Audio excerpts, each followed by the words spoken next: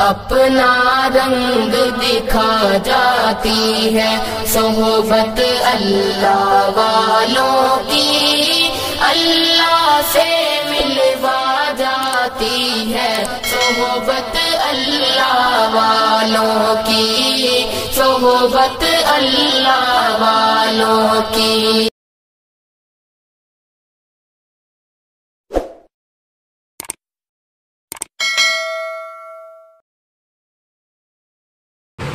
گناہ کے سلسلے میں دو چیزیں ہیں، ایک تو یہ کہ ہم گناہوں کو چھوڑ دیں، اور ایک یہ ہے کہ گناہ ہم کو چھوڑیں۔ اعلیٰ درجے کی بات اور بہادری کی بات یہ ہے کہ ہم گناہ کو چھوڑیں۔ گناہ اگر ہم کو چھوڑ رہا ہے تو یہ بہت آخری اور اعلیٰ درجے کی بات ہے۔ انسان میں قوت، طاقت، توانائی ہے، اسباب موجود ہے، اس موقع پر آدمی مجاہدہ اور ہمت کر کے گناہ کو چھوڑ دے، یہ ہے اعلیٰ درجے کی بات۔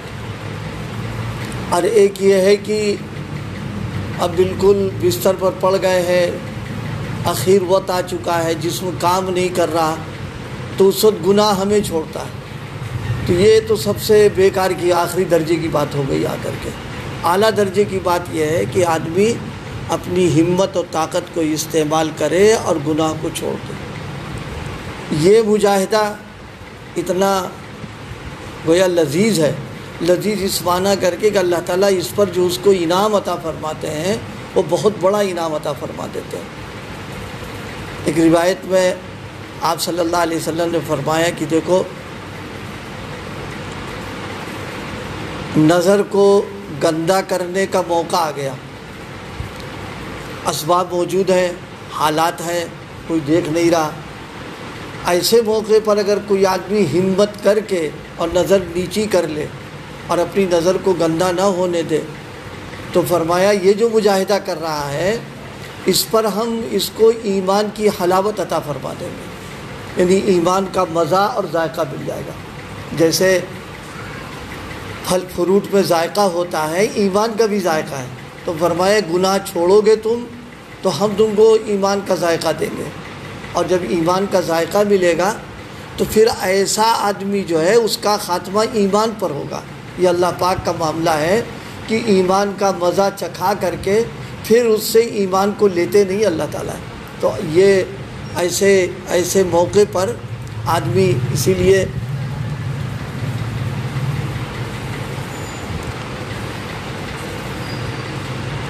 فرمایا گیا کہ گناہوں سے بچنے کے سلسلے میں عام طریقے پر لوگ یہ خواہش رکھتے ہیں کہ گناہ اپنے آپ چھوٹ جائے۔ اپنے آپ کیسے چھوٹے گا؟ بد پرہیزی تو اپنے آپ چھوٹتی نہیں، تو گناہ کیسے چھوٹ جائے گا؟ یعنی جو چیزیں بیماری پیدا کرنے والی ہے اور جسم کو نقصان پہنچاتی، صحت خراب ہو جاتی ہے، اس میں آدمی ارادہ کرتا ہے تب پرہیز ہو پاتا ہے، اگر ارادہ نہ کرے تو بد پرہیزی چلتی رہے گی وہ تو۔ اسی طریقے سے گناہ کے سلسلے میں آدمی یہ چاہے کہ خود بخود چھوٹ جائے، یہ نہیں ہوگا، اس کو ہمت اور ارادہ کرنا پڑے گا۔ اور اعلیٰ درجہ میں نے عرض کیا، جوانی ہے، ہاتھ پیر میں طاقت، قوت، توانائی ہے، اس موقع پر آدمی اپنے آپ کو بچا لے جائے، بس یہ اعلیٰ درجے کی بات ہوگی۔ اور گناہ سے بچنے کا ایک آسان طریقہ، جب گناہ کا تقاضا ہو تو گناہ سے بچنے کا ایک طریقہ یہ ہے، اللہ والوں کے پاس جا کر بیٹھ جاؤ۔ جو بکری ریوڑ سے الگ ہوتی ہے، بھیڑیا اس کو پکڑ لیتا ہے، اور جو بکری 10 بکریوں کے ساتھ ہو تو بھیڑیا نہیں پکڑتا ہے۔ یعنی بکریاں ایک جگہ اگر ہوں تو بھیڑیا شکار نہیں کرے گا، جو بکری کنارے ہو جائے، الگ پڑ جائے، دور ہو جائے، تب پھر وہ خطرے میں آ جاتی ہے۔ تو جس طریقے سے بھیڑیا اسی کا شکار کرتا ہے جو بالکل ریوڑ سے الگ ہو جائے، اسی طرح دین کے ماحول سے، دین والوں سے، ایمان والوں سے جو الگ ہو جائے گا، اب شیطان حملہ کر رہا ہے، اس کو ڈال دے گا گناہ میں۔ لیکن اگر وہ دین والوں کے ساتھ جڑا ہوا ہے، اچھے ماحول میں رہ رہا، صالحین کی صحبت میں بیٹھا ہوا ہے، تو پھر اس پر حملہ نہیں ہوگا۔ جب گناہ کا تقاضا ہو تو گناہ سے بچنے کا ایک طریقہ یہ ہے، اللہ والوں کے پاس جا کر بیٹھ جاؤ۔ جو بکری ریوڑ سے الگ ہوتی ہے بھیڑیا اس کو پکڑ لیتا ہے، اور جو بکری 10 بکریوں کے ساتھ ہو تو بھیڑیا نہیں پکڑتا، اگرچہ 10 کو ٹائیفائڈ ہو، یعنی بیمار بھی ہو، لیکن چونکہ ان کے ساتھ جڑا ہوا لہذا ہمت نہیں کرے گا اس پر وہ۔ یہ اسی طرح جو تقویٰ کی کوشش کر رہا ہے، اہل تقویٰ سے تعلق رکھتا ہے، یہ بھی متقی ہونے والا ہے۔ یہ تو فرمایا کہ ان کے ساتھ رہو، بس اس کی برکت سے اللہ تعالیٰ کیا کریں گے؟ اہل اللہ اور مشائخ کن کی صحبت میں جانے سے منع کرتے ہیں؟ علامہ آلوسی روح المعانی میں فرماتے ہیں مشائخ نے اپنے تعلق والوں کو ایسے لوگوں کی صحبت میں بیٹھنے سے منع کیا جو اللہ والوں کے فیضان صحبت کے منکر ہیں اور اہل اللہ کی عیب گوئی اور تنقید کرتے ہیں۔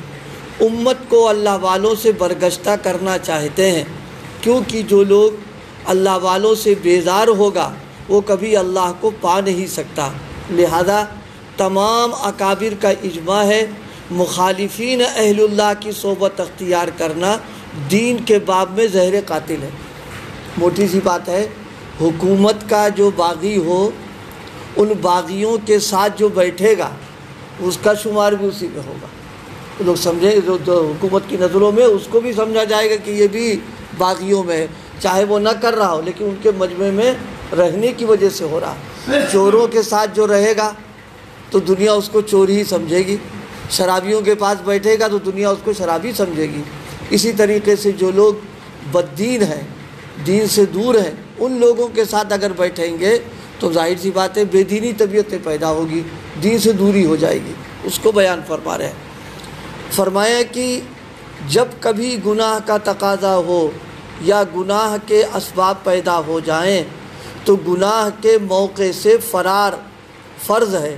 فَفِرُّوا إِلَى اللَّهِ پر فوراً عمل کرو اور بھاگ کر دینی دوستوں یا پیر بھائیوں کے پاس چلے جاؤ یا ان کو اپنے پاس لے آؤ، ان سے باتیں کرو، ان کے ساتھ چائے پیو، دل بہلاؤ، کچھ ہنسی مزاح کرو، نفس کو حلال اور جائز مال اتنا زیادہ دو کہ اس کی حرام خواہش خود بخود جاتی رہے، کیونکہ نفس کے بارے میں قاعدہ ہے کہ ایک وقت میں 2 کام نہیں کر سکتا ہے۔ لہذا جب اچھے ماحول میں رہے گا اور اچھے لوگوں کے پاس بیٹھے گا تو پھر بری چیزوں سے اپنے آپ بچے گا۔ اس کے اندر بھائی حاصل یہ نکلا گناہوں سے بچنے کا سب سے بہتر علاج ان لوگوں سے ربط و ضبط رکھنا جو دیندار ہیں، جو صالح ہیں، جو نیک ہیں۔ اس ماحول میں رہیں گے تو دھیرے دھیرے ہمارا مزاج کیا ہوگا؟ تبدیل ہو جائے گا اس میں، اور اس کی برکت سے گناہ سے بچ جائیں گے۔ اللہ پاک ہم سب کو عمل کی توفیق عطا فرمائے۔ سبحان اللہ و بحمدہ، سبحان اللہ۔